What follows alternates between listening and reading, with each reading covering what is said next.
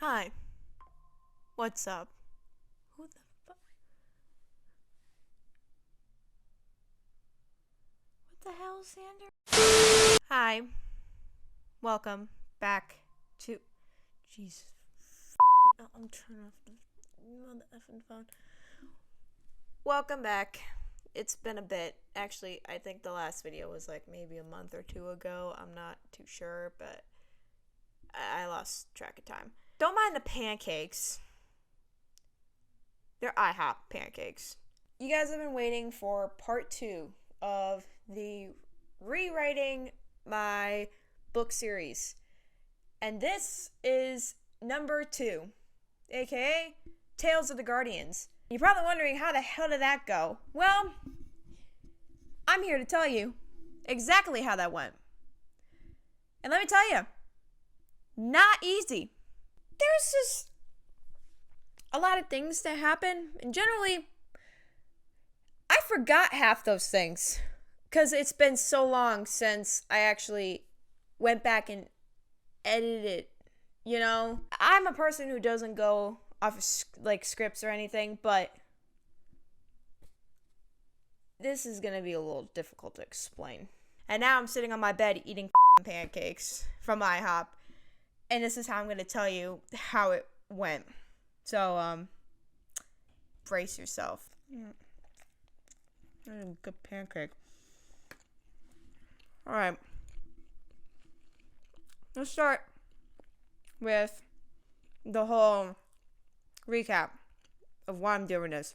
I changed the entire, friendship to lovers type thing into strangers to lovers type scenario. And now we're here to fix it all. Hence is why it's going to now lead all the way to the 4th book that we are currently writing. And we gotta make sure that none of the timeline's gonna up or intervene. First off, the beginning parts, which there was 5 different parts I had to split this damn book because it is 666 pages originally. I'll tell you later what the actual count is, but it was literally 666. No, I don't mean the damn devil number. And it had different sagas and parts. Different sagas is all the different crystals that they can collected from each of the realms. So I call them crystal sagas, I guess. Not trying to be Jorge. But the parts, I had to also split it into that because they were literally just split into 5 parts. Or maybe 4. Was it 5? I don't know. But the first part is Enchanted Forest. This is anything related to the spirits and the forest and wherever the hell we are. And it's short. It's not anything big or needing attention. But we did do a lot of changing because one of them had to deal with something to go with Tuatha Holland and connecting back to a voice that now somebody else is hearing, and it's connected to that family member. It's the whole thing. And some of it was oh, here's your old childhood memories. Never mind, you guys were not friends because you're freaking strangers. You weren't friends when you were kids. You know, that type of... I should also warn you, I'm a little... Right now, But then you go to the next part, and we're in Arendelle now. That was the most challenging one because it had a lot more to deal with family connections and everything like that between the two, more than any other freaking part or saga. It ticked me the fuck off. It really did. It's just a lot of just family drama, and I guess one person not getting used to the other because I haven't seen them in a while, and then I had to change the whole thing. I also added new dialogue to change the scenes, so that was another thing I had to do. Then we have my center, aka the date scene. See, I had to write this during homecoming night, like homecoming night. It's convenient that it's a date scene I'm writing. And it's on homecoming night. And yeah, I'm still single. That one, I think it barely had changes. Let's just say there wasn't too much to it. So it really didn't have to change much. It was just like near the end I had to change. But other than that, we were good. And then you get to the Guardians. The Guardian Saga. This is what the Guardian part. This was like 2 kind of big ones, but also nothing had to get changed, luckily. Then there's Mr. Zero Girl. Oh god, I forgot that damn chapter. The love triangle. Let's explain it. I guess the love triangle, okay? They went to this gala, this grand ball for all the Guardians. The main 6 meet this group called the Other 6, which is the total opposite of them. So you're meeting, like, we're talking the Valentine's Day Guardian, the Halloween Guardian, like frickin' St. Patty's, 4th of July, Cinco de Mayo, and some kind of Fire Queen. They are the total opposites of the Guardians, and like they have corresponding people. So like, for example, Bunny and Lucky do not fucking like each other whatsoever. Easter and Luck don't go. So I guess this whole like crap goes between them because a certain damn someone DeMaio kind of had a flirt with somebody's woman. Son of a bitch. So that kind of happened, and then Jack over here was just not a happy camper, and he kind of just... That was a great scene. I'm not going to tell you exactly what happened. This is why you need to go purchase the book, link in the bio of this video. And if you want to see more content related to the series or anything like that, we have an Instagram that you guys can go check out and follow. We gotta post there more often, honestly. It's mainly trailers, concept arts, anything to deal with the book series or any other books we're gonna be doing in the future. But pretty much that's where you're gonna see most of like the things behind the scenes, other than, well, this sort of series I'm making here. Anyways, back to the whole thing. Yeah, it didn't go good, let's just say that. Then we get to the good stuff. This is where we're part 3. Part 3 is Part 4 is the crystals. Oh my god. Part 4 is the crystals. This is where they go on a journey to go find all these damn crystals, and this is where changes too. One of them was getting the love crystal. It was a whole scene related to love itself, and so it was like memories of love. So it's kind of this concept, except the fact that it's a whole garden, and it's literally like, think of it as like the Sandman's dreams coming alive, except it's made of clouds, and you're in this garden, and it's just memories of love. There was a whole scene related to this that I had to fix, because there was this one scene that I had to deal with them when they were kids, about Christmas time, giving them each other this meaningful gift that also, FYI, now is completely scratched out of this entire equation throughout the books. It don't mean shit anymore. Well, luckily, I wrote another one after that, and it was the thing that happens before them even going to look for the crystals. So it's like a continuation of like them realizing, oh, our thing is f***ed. What are we gonna do about it? Because I wrote the scene, I'm like, oh my god, I can just delete the old one and keep this one. So that's exactly what I did. I did that, and now we're good. And then we have something to deal with The Constellation Saga. The Constellations, aka this is like another job for a Guardian here. I guess how do I explain this without even spoiling anything? So they meet this one chick. She's the guardian of like knowing shit, so knowledge.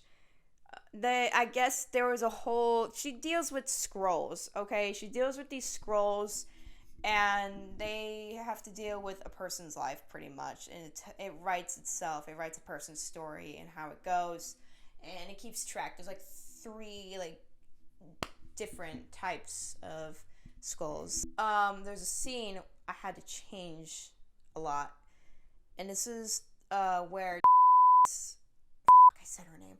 I'm censoring that. There is a scene where the Guardian talks to Elsa, and she basically tells him, hey, so, yeah, your dude broke into my library to find this scroll that I don't know what he wanted it for. I figured out who he was looking for, and apparently it showed up in the Guardian section, and it was you. Now, that was the original concept, okay? Let's rewind it, and let's talk about what I changed instead. So we kept the same whole thing as him breaking into this library, and the Guardian finding this like note that's like, it has a name on it. So yeah, so now it has a complete different name on it. She's looking for it, and she actually finds it, but it's not even supposed to be there, FYI. It got mixed up, and then that's when she discovers Elsa Scrolls in there, and they're like, oh so yeah, I kind of figured out you were already a Guardian before, like 2 years ago. That's kind of what we had to change, I guess. Just letting you know. Near the end, I had to go change that as well, because since we changed it to a certain someone instead of this person, I'm like, okay, now we just gotta flip some names around and kind of figure that out. What else did we... Right. We changed the titles of that one, too. I totally forgot what I named that, because originally it was Elsa Scroll. Now I don't know what the hell we named it. It's right here. This is what we named it now, but, yeah. And I think I also changed something with the other one. I'm not too sure. It's been so long. I am not too sure anymore. And I think from there, like, I kid you not, from there, it went good, because everything else just kind of went smooth. I mean, I was worried about a certain scene that I thought was gonna be, messed up, but we were fine, actually. So I got finished with it. It took actually 2 weeks in total to edit that whole thing, pretty much. And I went back, looked at it one more time, finally started putting in the publishing stuff. And as I'm doing this, I'm recording, right? I'm recording the process of me, like, oh, I'm putting the manuscript in there now. Now I'm going to edit the book cover, because it's now going to be less than that. FYI, I also forgot to say that I changed the scene splitters into, like, their custom own, like, area, depending on whose crystal it was or something like that. And I also deleted some of the concept art because I thought it was too much. And I also deleted the gallery in the back. So that's why it became less. So now it's 634 pages long instead of 666. Anyways, I went to go, like, record. I'm recording this, right? And guess what I figure out? As I'm about to do the pricing, I look over, and where the is my OBS screen at? Not my freaking Lulu.com account. It ain't there. You know where it's at? The manuscript. It is just recording a lifeless manuscript that's been just stuck there for God knows how long. And I just noticed this, and my reaction to this is just like, what the f***? I actually lost my shit. Do I even have the recording of this? I don't even know anymore. I think I have it somewhere. Play the clip. Play it. I'm serious. Shopping music art. I just realized that's been stuck on that page this entire time, and Lulu hasn't been recording.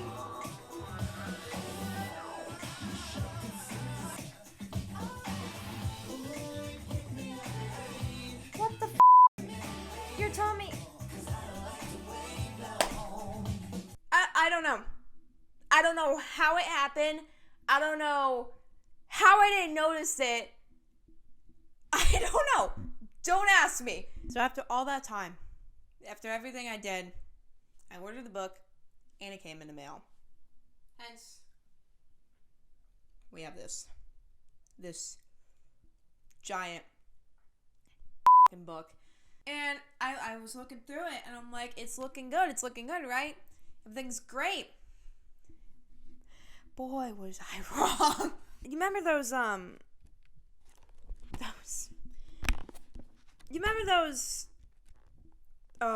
scene changers I told you guys about? Well, if I could find a damn example, this would be helpful to explain my case here. So remember those scene changers I was talking about earlier that I did?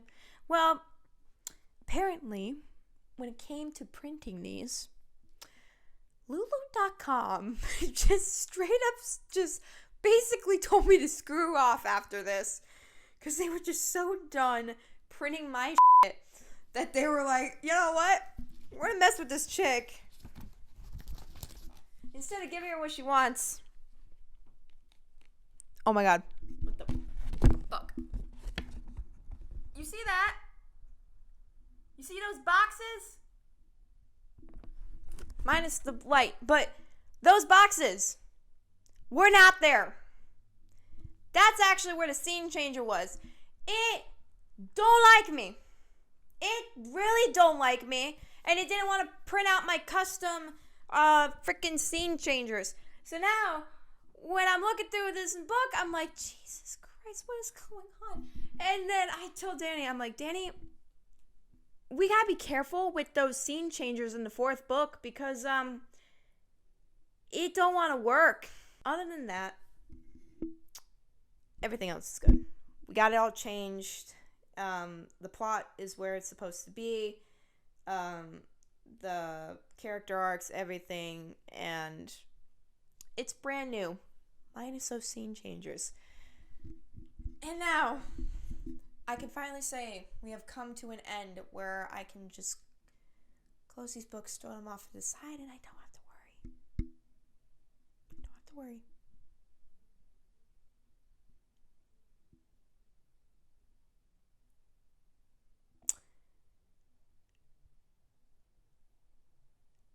Son of a